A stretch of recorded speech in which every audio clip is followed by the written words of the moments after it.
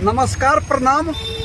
आई हमर वीडियो अहाँ सब लग में नहीं पहुँच रहा है, तई के लेल बहुत एकदम तहे दिल से क्षमा प्रार्थी छी। क्षमा कह देवे। हम चाहत रही छी कि सब दिन के सब समाचार अहाँ सब लग में पहुँचल करे, लेकिन की करबै, अपना हाथ में नहीं छै यो किछु न किछु, लेकिन लगिए जाइ छै। केतबो चाहला के बाद अपना मन से किछु नहीं भ पबै छै। हम अखन मुजफ्फरपुर में छी।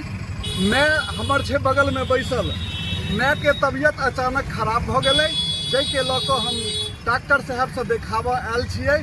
आ जानते छियै कि एहि धरती पर जे आयल छियै से माय बाप के कृपा से आयल छियै, ओकरे कृपा से ई दुनिया देखै छियै।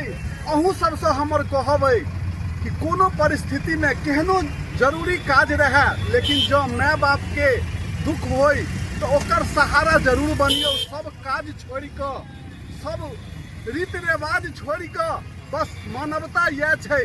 कि जे धरती पर ले वह सबसे बड़का देवता छै, वह पूजनीय छै, आ वह हमर सबके सब किछु छै।